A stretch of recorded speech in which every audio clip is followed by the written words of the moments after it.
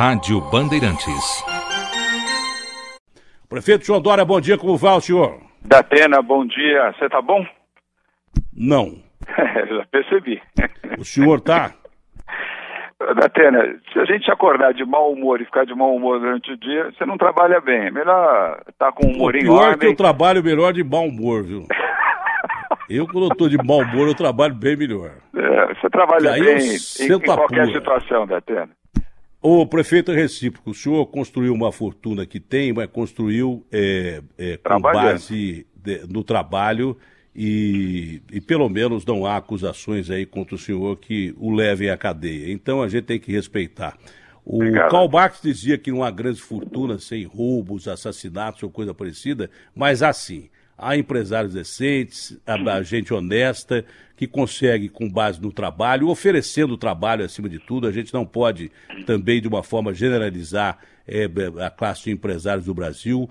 Tem muito empresário bom, que são tão bons que funcionam mesmo com a desfaçatez, por exemplo, do tal de Joesley conseguir 11 bi, de uma forma, como ele conseguiu do Banco Nacional de Desenvolvimento, o BNDES, e gente que não consegue, mesmo assim, consegue dar emprego, consegue trabalhar. O Brasil, pelos empresários que tem, por bons empresários que tem, consegue quase que independer da classe política brasileira, que se ajudasse um pouquinho, faria do Brasil um campo de trabalho adequado e não com 13 milhões de gente sem emprego jogada na rua. Então a gente não pode generalizar mesmo. Outro dia ligou um cara aqui dizendo assim: ô Datena, eu tenho uma pequena empresa, eu não consigo 10 mil reais para botar a prateleira da minha empresa, como é que eu posso contratar gente? Então, esses empresários têm que ser ajudados e não gente corrupta. Agora tem um lado bom nessa história toda, né, prefeito?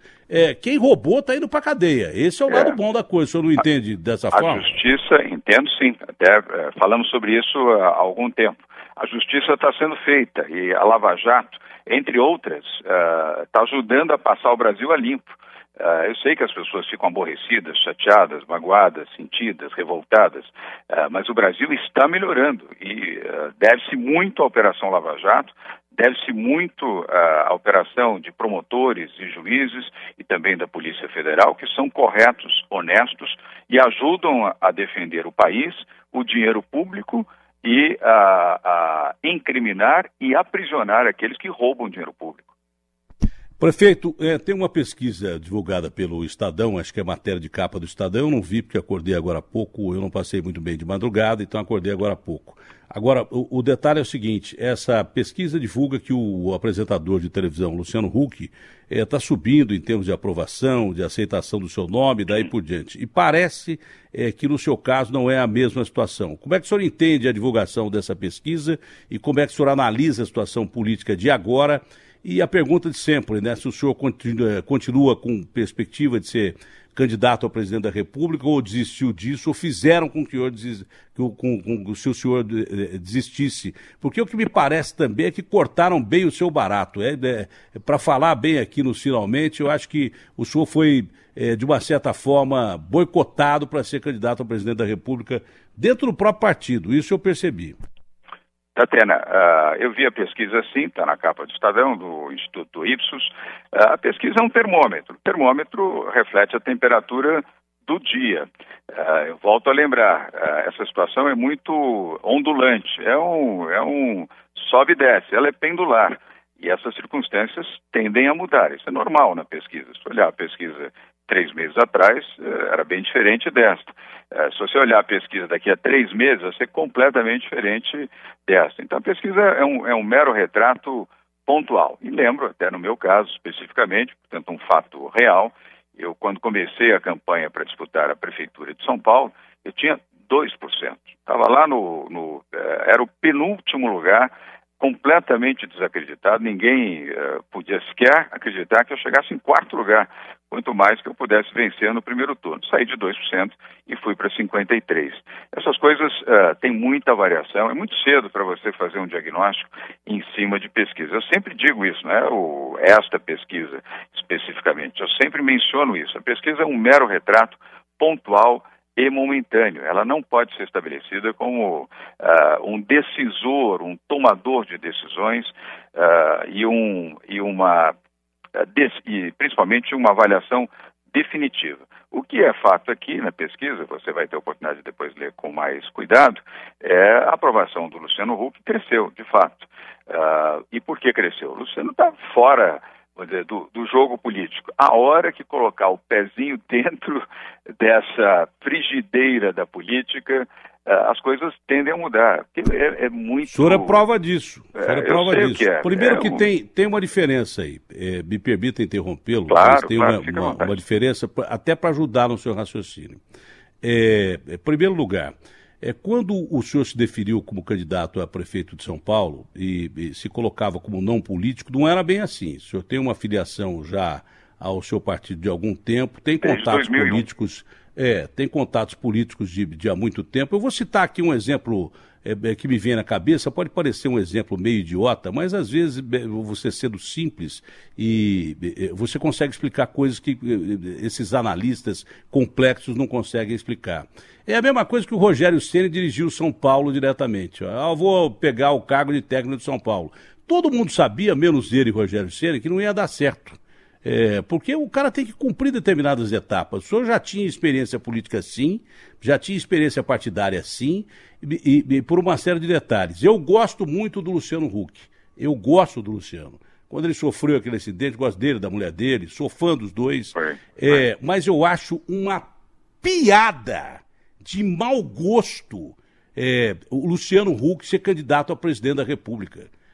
Os caras estão brincando aqui no Brasil de fazer política.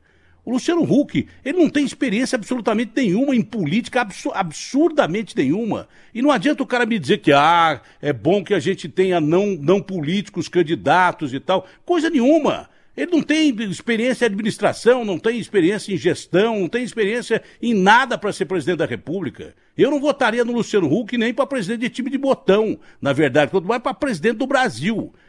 Nós estamos brincando aqui nesse país aqui, nós estamos com brincadeira aqui nesse país aqui. Essa é a minha opinião, gosto dele pra caramba, mas não para ser presidente da República, isso não existe. Isso é uma coisa absurda, as pessoas estão confundindo a admiração que tem pelo grande apresentador, pelo grande profissional, pelo bom cara que é, como candidato a presidente da República. O senhor, no Canal Livre que eu participei, o senhor colocou isso muito bem. Falou, não, eu tinha uma experiência partidária e tal. E o senhor fez um meia-culpa agora que eu acho que é perfeitamente legal. Perfeitamente legal. O presidente da casa, o Johnny Saad, o presidente da empresa, o Johnny Saad, chegou para mim e falou assim, um dia, Datena, tá bom, então você vai ser prefeito de São Paulo. E se você ganhar, você vai fazer o quê? Eu falei, pensei bem, falei, o cara tem razão, vou fazer o quê? Eu não tenho experiência em administração.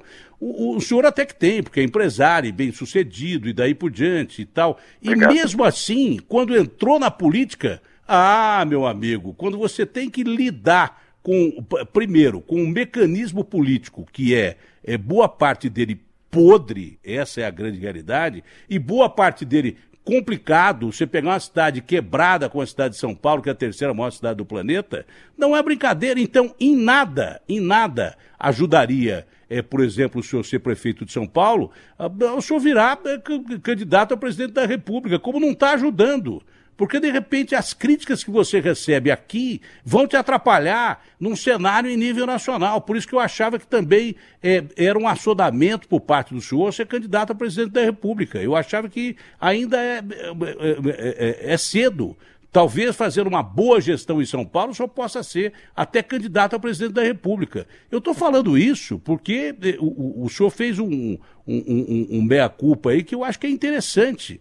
Não é brincadeira o sujeito entrar na política. Primeiro, que muita gente que entra na política não tem estômago para ficar um minuto na política. Porque na política você é engolido por gente que não é gente de bem.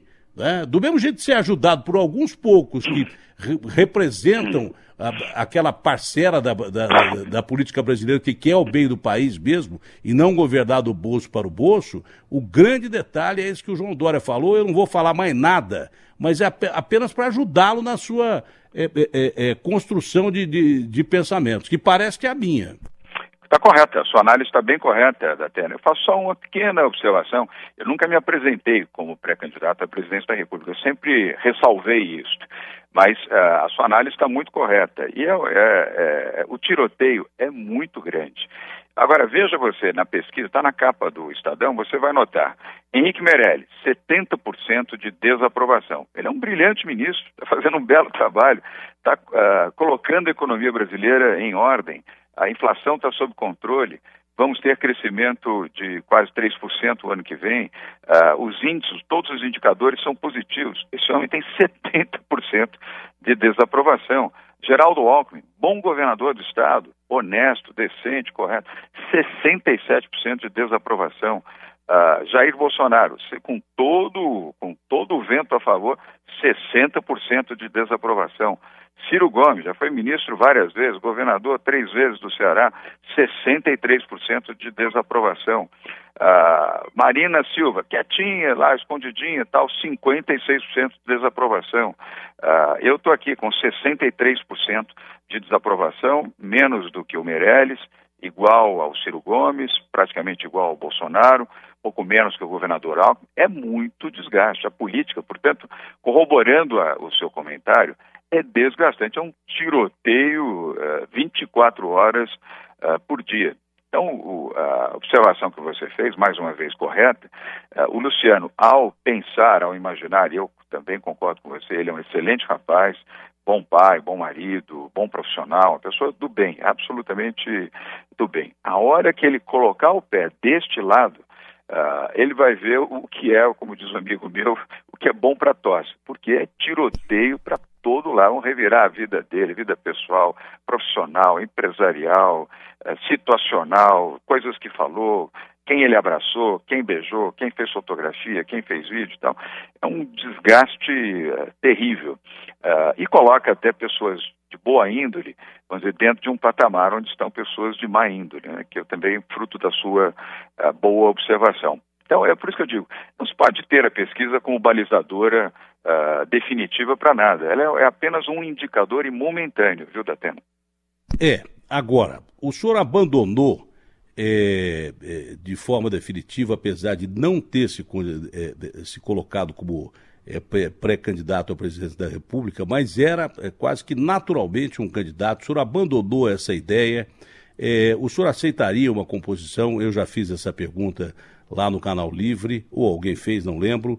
O senhor aceitaria uma composição com o candidato de consenso do seu partido, do PSDB, porque o senhor disse que não sai do partido para ser candidato à presidência da República. O senhor pensa em ser candidato a governador do estado, por exemplo, que seria um estágio legal, depois de passar um tempo da prefeitura, mas não cumpriu o prazo da prefeitura, isso não quer dizer nada. Eu acho que isso aí não quer dizer nada, não. Podia terminar, tem que terminar o que começou, não sei, talvez hoje para o Estado fosse mais interessante o senhor num estágio superior. Hoje o senhor seria mais um candidato natural ao governo do Estado do que à presidência da República? Atena, você reflete um bom analista. Você podia ser um analista político, porque você faz uma análise sempre muito precisa, muito correta, muito sensata. Primeiro, reafirmando o que eu disse no Canal Livre, o PSDB de São Paulo sairá unido. Não há a menor hipótese de haver fissura, separação, distanciamento entre o governador Geraldo Alckmin e eu. Nenhuma possibilidade, nenhuma, zero. Nós somos amigos, continuaremos amigos, aliados e realizando não só as suas respectivas missões, ele no Estado, eu no município, como também somando forças com vista a um projeto de 2018, e desculpe até a colocação, para salvar o Brasil, para termos uma candidatura única, consolidada, e se for a do governador Geraldo Alckmin, para que não paire dúvida, terá o meu apoio. Nós temos que ter discernimento, concentração, equilíbrio e prova de união. Caso contrário, Datena, ainda que as pesquisas sejam momentâneas, vamos enxergar em maio, junho do ano que vem, portanto, há 4 meses do pleito eleitoral, 2 grandes candidaturas. Luiz Inácio Lula da Silva, na extrema esquerda, e Jair Bolsonaro, na extrema direita. O país não resistirá a nenhuma nem a outra. Será um desastre para o Brasil completo, para a economia brasileira, para a população brasileira, para o empresariado, para o mercado. Seria um desastre completo. Nós precisamos ter uma candidatura fortalecida, de centro, liberal, confiável e que possa unir os partidos. Eu quero ajudar. Então, eu vou ajudar e estarei apoiando aquele candidato, e se for, repito, Geraldo Alckmin, tanto melhor, porque é um homem correto, é um homem de bem, com a vida proba, um homem absolutamente honesto e 4 vezes governador do estado de São Paulo. Daqui, nós não vamos ter nenhuma fissura, nós estaremos absolutamente juntos. Temos a convenção nacional no próximo dia 9, em Brasília, será importante. Eu percebo que está se caminhando aí para um entendimento entre o senador Tasso Gereissati e o governador Marconi Perillo. Eu espero que haja esse entendimento para que a convenção seja uma convenção tranquila e uma convenção que demonstre o sentimento de brasilidade, ou seja, o PSDB pensa no Brasil e não apenas na sua questão partidária. Eu vou chegar na questão do Lula e do Bolsonaro, mas antes uma pergunta que é importante, eu gostaria que o senhor respondesse de uma forma direta, eu acho que é legal o senhor responder, porque nós precisamos saber disso, a gente precisa saber disso. Quando o senhor disse que não sai do PSDB, eu acredito na sua palavra, o senhor nem, obviamente, pensaria em não manter a palavra, né? Porque quem não tem palavra não tem nada, caráter mesmo, não tem nada. Não tem nada. Então o senhor não sai do PSDB para tentar uma outra legenda. Como o senhor acha que tem que haver um consenso, seria melhor o senhor nem sair para a convenção como um opositor do Alckmin para ser candidato à presidência da República? O senhor sentindo que há uma espécie de consenso em relação ao Alckmin, não seria melhor não sair e ser candidato a governador do estado? Será que essa não seria a melhor opção? Pelo que eu entendi, é isso que pode acontecer, porque se pode falar qualquer coisa do senhor, mas o senhor tem um bom senso que o levou a ser prefeito de São Paulo e ganhando no primeiro turno disparado, entendeu? Então, esse é o detalhe. O senhor tem um bom senso enorme. Pelo que eu entendo, é possível até que o senhor não apresente o seu nome na convenção para ser o opositor do Alckmin como o possível candidato do PSDB e que tente um cargo de governador que, repito, na minha opinião, seria perfeitamente aceitável e válido. Não, é uma opção sim, respondendo diretamente, você sabe que eu não fico transversando, eu respondo as perguntas, não fujo delas.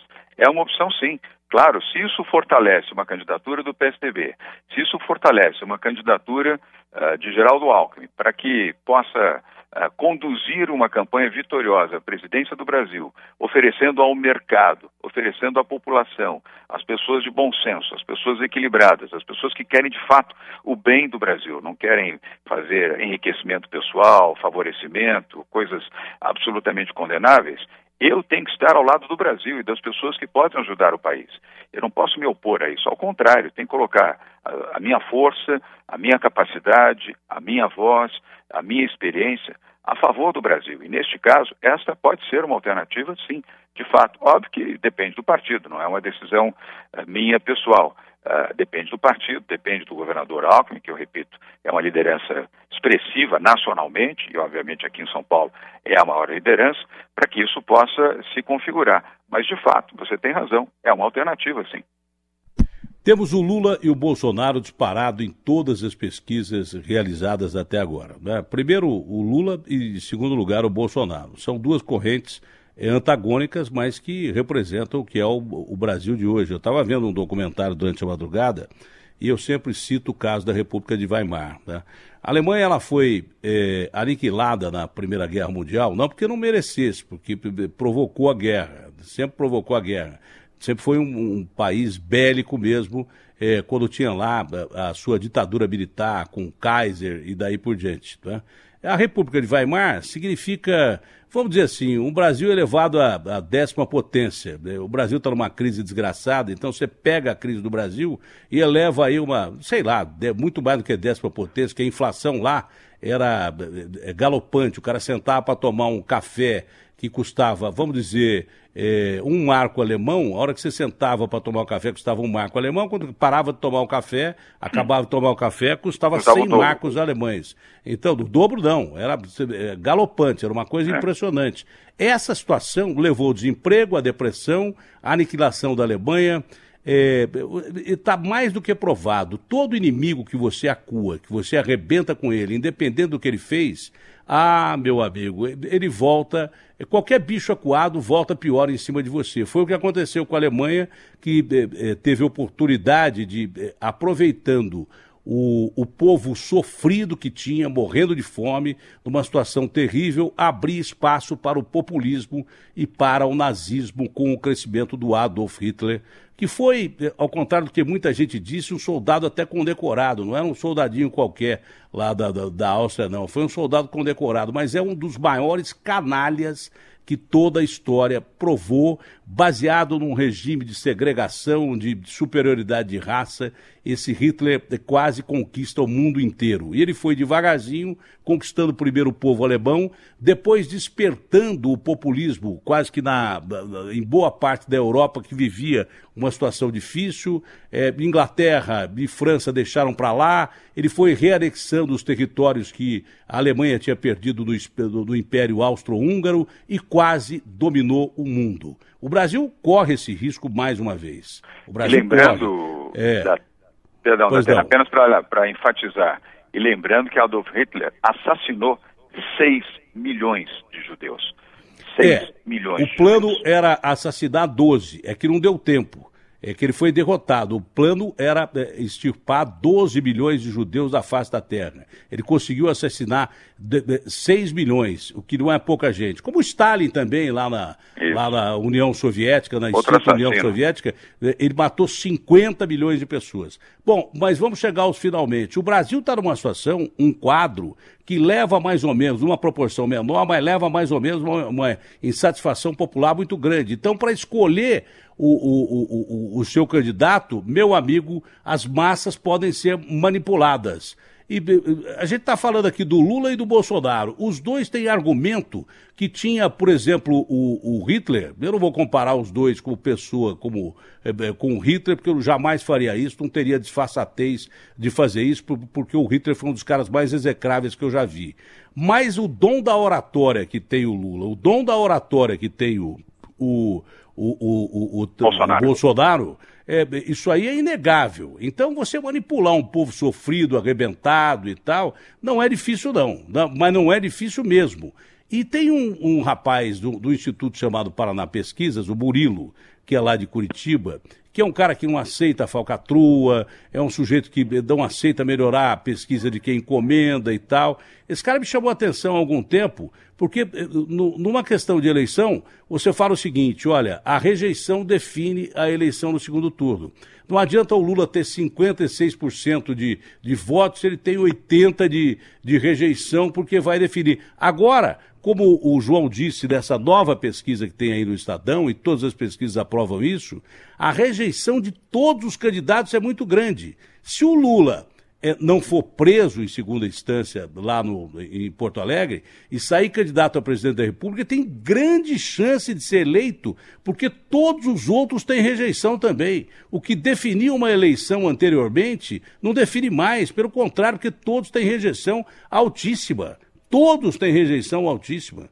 Então, nós corremos o risco do Lula ser presidente da República Federativa do Brasil, sim. E ele voltaria de uma maneira vingativa, ele voltaria de uma maneira a correr atrás de quem não reza na cartilha dele, e aí eu não sei o que vai ser esse país. Sinceramente, eu não, mesmo porque o governo do PT, como outros partidos, provou ser um governo corrupto, um governo que atrasou o país, um governo que teve roubalheira pra caramba, não só dele. Mas não só dele, os outros também. Agora, corre o risco sim, você não tem a dúvida de a gente, de repente, dar oportunidade para que o Brasil entre numa situação que eu não sei qual seria a volta. Esse é o grande risco que nós corremos no Brasil. Nós temos que escolher com muita tranquilidade. a sua avaliação, mais uma vez correta, da um desastre para o país. É a desesperança, é o Brasil sem esperança, é o Brasil do aeroporto. Milhares de brasileiros vão embora do Brasil, empresários, investidores, jovens, cientistas, pessoas que são do bem, estamos falando aqui pessoas do bem, de boa índole, de bons princípios, vão embora do Brasil. As pessoas vão ficar aqui com Lula presidente para roubar mais, para mentir mais, para fazer a política do ódio, como fez durante 13 anos, e agora, redobradamente, você tem visto aí, vez ou outras entrevistas do Lula, raivoso, vou voltar, vou acabar com a TV Globo, com a Band, com o jornal Folha, com isso, com aquilo, vou perseguir A ou B, usando outras palavras. É o desastre completo para o país, é decretar o fim do Brasil, ou decretar que o Brasil será uma Venezuela continental. É isso. Mas o seu partido também precisa passar ali por uma série de situações. Não só o seu, mas os outros partidos também, né? A gente estava falando de um monte de esqueleto que tem. Um monte de esqueleto que tem aqui em São Paulo e fora de São Paulo, também no PSDB, que tem que ser expurgados. E isso tudo tem que ser muito bem explicado. E eu acredito que o Alckmin tenha discernimento para isso, para explicar. Não adianta ficar empurrando sujeira para baixo do tapete, que essa campanha, ao contrário do que muita gente imagina, essa campanha vai ser uma campanha raivosa, vai ser uma campanha de denúncia para todo lado. Você não pode ter dúvidas sobre isso. Eu espero que não, mas tudo leva a crer que vai ser uma campanha em base de denúncia daqui, em denúncia dali, porque todo mundo tem rabo, infelizmente, desse país. Prefeito João Dória, mudando de pato para ganso, caiu a Marquise do Ibirapuera. Como é que está a situação do Ibirapuera? Até cabe aí uma correção da Atena. Não é uma correção só a você, até os próprios jornais. Não caiu a cobertura, não houve... o que houve foi o estuque. O estuque é o forro de gesso da cobertura da Marquise do Ibirapuera. Não caiu a Marquise. Você não está errando, porque alguns jornais deram essa informação. Foi a pauta que eu recebi, mas então é menos grave. Se caiu só o gesso, não, mas quando menos cai grave. Quando cai o gesso, não cai o resto? Não necessariamente. Uma coisa é cair Marquise, outra coisa é o estuque, que é o forro de gesso. Aliás, basta olhar a fotografia dos jornais que se percebe claramente que não caiu a Marquise, não foi o concreto que caiu, foi o forro de gesso, é o estuque. Como todas as pessoas, quando tem infiltração na sua casa tal, você tem o risco de haver, evidentemente, a queda do forro de gesso que está onde suporta a iluminação, etc. Foi isso que caiu. É ruim, mas não houve a queda do concreto, nem a ruptura. Tem que analisar a estrutura agora, é isso? Claro, isso está sendo feito por uma equipe de engenheiros que estão lá no Ibirapuera agora, coordenado pelo secretário Marcos Penido e o acompanhamento do secretário do Verde, Eduardo Castro, que aliás vão dar uma coletiva lá na Marquise às 15 horas de hoje, junto com os engenheiros, vão apresentar o laudo e, na sequência, indicar as obras que serão feitas no forro da Marquise do Ibirapuera e toda a verificação da Marquise como um todo. Independentemente de ter sido ali 2, 3 metros quadrados a área da queda do forro, a orientação foi para que seja examinado toda a cobertura, toda a Marquise. Aquela Marquise tem 70 anos. Ela foi reformada em 2012, na gestão do prefeito Gilberto Kassab, e tem recebido manutenção com alguma frequência. Talvez o volume das chuvas em São Paulo, ao longo dos últimos verões, tenha influenciado exatamente o apodrecimento, vamos dizer, do estuque. Então, esta medida está sendo verificada agora. Há uma equipe de engenheiros que estão lá. Sabe que eu acho que tem coisa errada aí. Eu estou te aparteando, mas para te ajudar, baseado no que você está falando. Sim. Do que você já veio falando faz tempo. Sim. Você pegou uma prefeitura quebrada.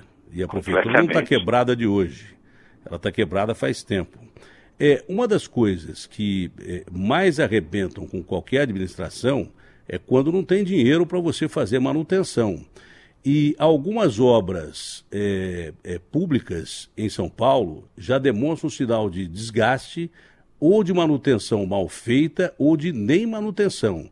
Buracos de rua em São Paulo tem sido uma enganação desgraçada desses governos anteriores, do Haddad, do Kassab e daí por diante, de firmas que recebiam muita grana e que não faziam o seu serviço. E por isso que tem buraco pra caramba hoje em São Paulo, fazer o mal feito. Então essa falta de grana, boa parte dela também desviada pro bolso desses caras que falam que roubam para partido, entendeu? Transforma São Paulo hoje numa cidade de risco, porque obras importantes, obras inclusive com realização de shows, de jogos, teatros ou coisa parecida, obras de metrô, obras de trens, obras de estação, obras onde tem gente pra caramba circulando, que há risco, são obras desgastadas pela falta de dinheiro. O senhor disse isso outro dia. Eu acho importante a gente começar a tomar cuidado com isso antes que haja uma grande tragédia nessa cidade, viu? Datena, por isso é que eu defendo o amplo programa de privatização. O Estado não pode ser enorme, grande como ele não consegue fazer gestão eficiente. Tem que ter um Estado menor, mais focado e mais capacitado. Você quer tomar conta de tudo, de estádio de futebol, de autódromo, de centro de convenções, disso, daquilo, de mercado, de sacolão, tudo, coisas que o setor privado faz e faz melhor, com manutenção adequada, com investimento, com dinheiro, não vive a dependência eterna que o setor público tem nas 3 esferas de governo, municipal, estadual e federal. O Estado tem que ser menor para ser mais concentrado naquilo que é a sua competência. O próprio Parque do Ibirapuera será concedido ao setor privado. Aliás, a aprovação já foi feita pela Câmara Municipal. No primeiro trimestre do ano que vem, ele será concedido ao setor privado, que fará lá, como todos os demais parques, são 108 parques na cidade, os trabalhos de manutenção preventiva e de construção de novos banheiros, iluminação, só para ficar aqui no tema dos parques especificamente. E ter um Estado menor, para minimamente ele conseguir ter um grau de eficiência melhor e com o dinheiro arrecadado dos impostos fazer o que é prioridade na saúde, na educação, na habitação, no transporte e na segurança pública. Sabe o que é inteligente? Porque está mais do que provado que o Brasil está independendo cada vez mais de político que está atrapalhando mais do que ajudando. O empresário brasileiro é melhor que o político brasileiro. Se você der parte dessa gestão para gente que trabalhe, para gente que quer realmente o bem das pessoas, obviamente que visando também os seus interesses, é claro, não é verdade? Vai estar na mão de gente que poderia ser menos corrupta, de gente que está mais interessada realmente em fazer um bom trabalho e que tem dinheiro para fazer isso. E que sabe como gerar dinheiro para fazer isso. Claro. Eu não sou contra a privatização de jeito nenhum. Estamos entregando o país. Não, melhor entregar o país para quem trabalha e faça direito do que para quem que roube o país. É melhor do que entregar para a classe política que arrebenta com o país. Claro. Eu acho que você tem razão, eu mudei minha concepção sobre isso. Eu tinha uma concepção diferente. Porque o fulano está vendendo o país. Pô, quem está vendendo o país são os políticos brasileiros, que aliás estão comprando o país, não estão vendendo. Então, entregar na mão de gente competente é boa. Para não alongar muito a conversa, tem ouvintes que perguntaram sobre a reestruturação do transporte escolar. É a primeira pergunta. Olha, isso está sendo feito sob o comando do nosso Sérgio Aveledo, secretário de Transportes, e também do secretário Alexandre Schneider, que é o nosso secretário da Educação. Tem feito isso de forma gradual, com o objetivo, primeiro, de reduzir fraude. Infelizmente, também havia fraude na área do transporte escolar. Depois, de reduzir desperdício, ou seja, dinheiro mal investido. E, por último, mas o mais importante, é garantir a qualidade do transporte com eficiência, com agilidade, mas, sobretudo, com segurança para as crianças aqui na capital. Falta de pediatra na UBS Casa Verde. E, de novo, fita de medição e seringas para tratamento de diabetes. Olha, das fitas e seringas, eu sempre observo muito o seu programa, tanto aqui na rádio quanto na TV Bandeirantes. A orientação dada ao Wilson Polar, o secretário que você conhece, foi de que aumentasse o estoque, para não ter essa situação de uma demanda alta, como tem sido, e aí os estoques baixam e leva mais tempo para fazer a logística e algumas, não todas, mas algumas UBSs têm um período mais lento de reposição. E não dá para dizer para a pessoa que ela tem que esperar mais 1, 2, 3, 4, 5 dias, porque ela precisa, é uso contínuo.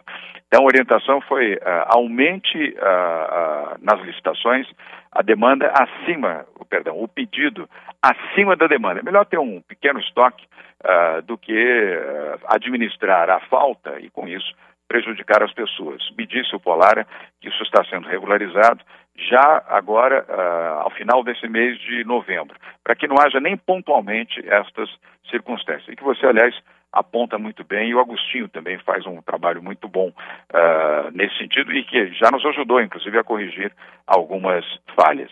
Tinha uma outra questão também que eu perdi, que você me fez antes dessa. Eu acho que as questões já foram respondidas. Do pediatra. Não, tinha uma do... o pediatra. Ao pediatra. Há uma falta de pediatras na UBS da Casa Verde. É só lá ou não? Não. Nós estamos, inclusive, autorizamos o nosso secretário a fazer a contratação por concurso de médicos especialistas. E duas qualificações são as mais demandadas, pediatras e geriatras, até curiosamente os dois extremos, para que possamos ter mais pediatras, principalmente nas áreas mais periféricas, viu, Datena? As áreas mais centrais, mesmo da Zona Leste, Zona Sul e Zona Norte, normalmente há especialistas. Quando as áreas são muito ermas, muito distantes, há uma certa resistência dos médicos em aceitarem trabalhar muito distantemente dos seus endereços residenciais. Mas nós estamos tentando compensar isso com alguma vantagem financeira para que especialistas como pediatras e geriatras, ao serem contratados, de fato, possam cumprir os seus horários nas UBSs e nos hospitais públicos, localizados nos extremos da periferia da cidade. Tem duas últimas questões. Uma delas eu já percebi que eu não sou bobo. Eu tenho cara de bobo e jeito de andar, mas não sou bobo, eu sou observador.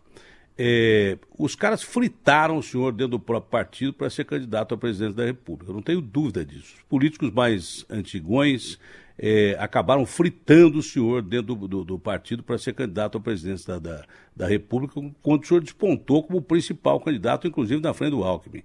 Mas o senhor realmente passou por um processo de fritura.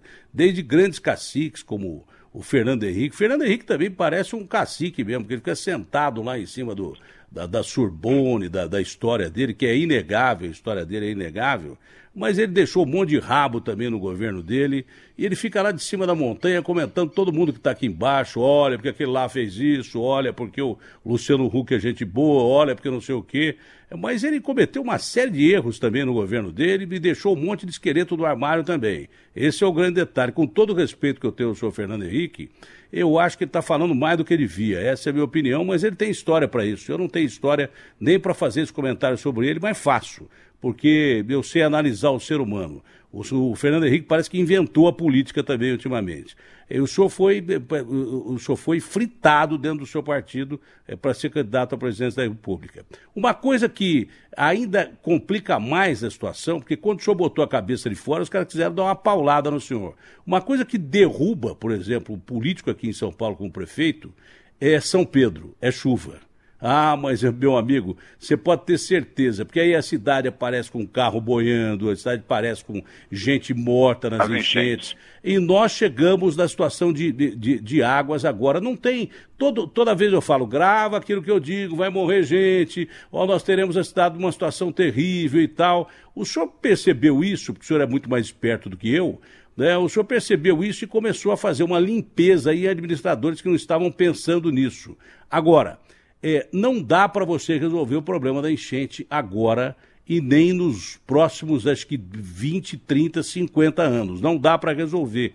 Mas há situações paliativas em que você pode minimizar os problemas que a cidade vai ter. Se o senhor não tomar essas mínimas providências paliativas, aí vão acabar politicamente com o senhor baseado em São Pedro. O senhor vai por mim que eu estou te dizendo uma coisa, porque vão dizer, olha, tá vendo, o João Dória não fez nada pelas enchentes, olha. Mas quem fez ultimamente? Quem fez? Eu queria perguntar quem fez. Não só em nível de governo municipal, como em governo estadual. É só obra que, na realidade, promete coisa que não funciona, piscinão sujo pra caramba, faltou aplicação de verba para enchente, mas essa é uma dica que eu estou dando, outra dica que eu estou dando para o senhor, prefeito. Se não houver soluções, por exemplo, de apoio rápido de equipes de resgate, de defesa civil, se não houver soluções para você minimizar o problemão que nós vamos ter com essa estação de águas, aí é que acabam com o senhor definitivamente, até para o governo do Estado.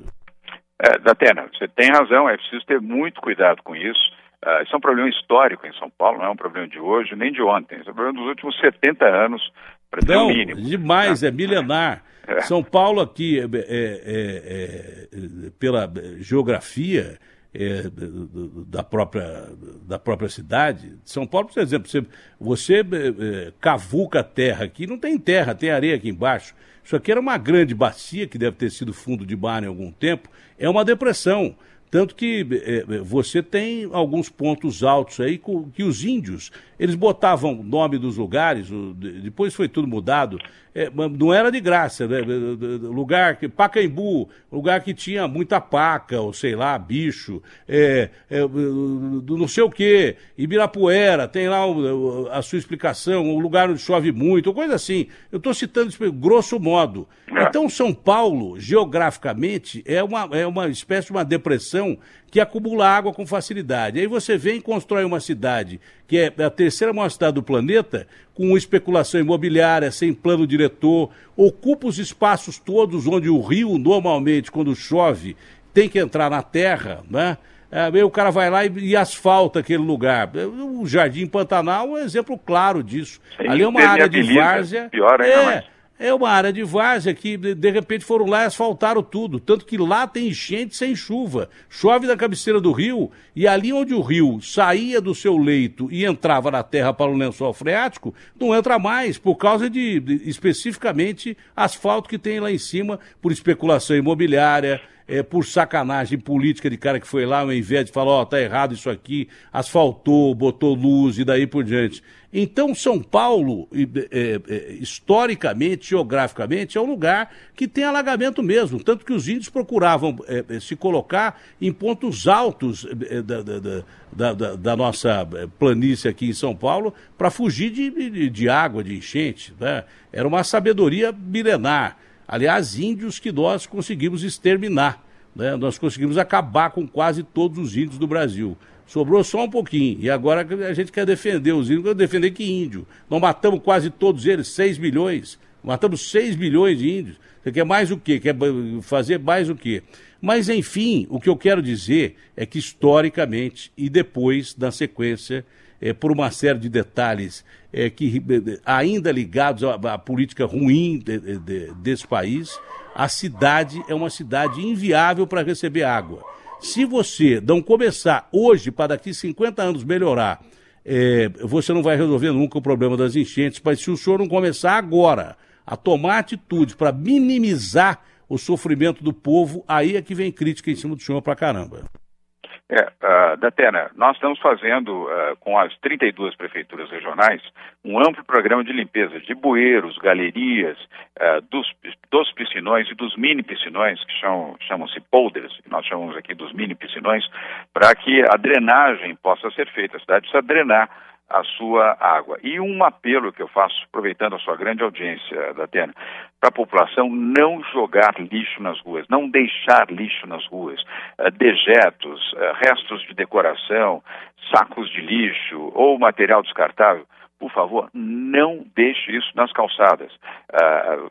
Solicite à prefeitura que ela vai buscar o serviço de coleta de lixo, vai buscar na sua casa, ou você tem os pontos de descarte em todos os bairros da capital, porque isso aqui prejudica e muito o programa de permeabilização e drenagem da cidade. Não é o único problema, mas isso atrapalha muito, atrapalha bastante. Tem que fiscalizar também a coleta de lixo. Por exemplo, vou perguntar uma coisa para o senhor. Esses caras de empresas de lixo, eles sempre, não só de empresa de lixo, financiaram campanha política. Eles financiaram a campanha do senhor ou não? Não. Minha campanha, o maior financiamento da minha campanha fui eu mesmo, da minha conta corrente da pena. Aliás, está no Tribunal Regional Eleitoral, declarado. Aliás, eu sou o candidato que nas últimas eleições mais investiu na própria candidatura, fui eu. E é verdade, mas sabe o que eu quero dizer? Porque realmente o povão joga sofá, joga porcaria na rua, mas tem muita reclamação, de empresas que deveriam fazer a coleta de lixo e não estão fazendo direito. Isso pode complicar a situação das enchentes também. Não, há um acompanhamento muito rigoroso por parte da Secretaria de Serviços e Obras e também pela Secretaria das Prefeituras Regionais.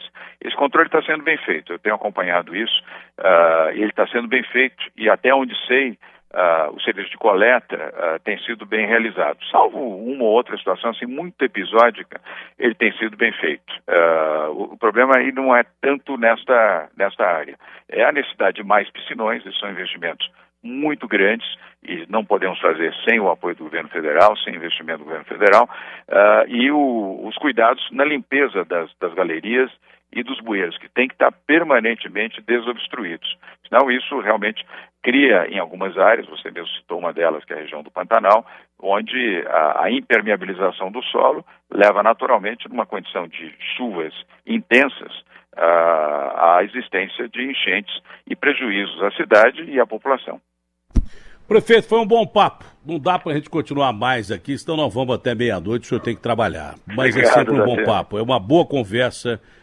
Com o senhor sempre rende boas conversas. Eu gostei muito de ter participado do Canal Livre. Primeiro que eu quase não participo do Canal Livre, eu fiz questão de participar daquele Canal Livre, estava no Guarujá, mas eu fiz questão de dizer ao Mitre que eu gostaria de participar exatamente porque o senhor iria participar. Eu achei que ia dar uma boa entrevista, como deu. Abraço grande, um bom dia, um bom trabalho ao senhor. Obrigado, um bom dia para você e aos ouvintes da Band também. Obrigado, Atena.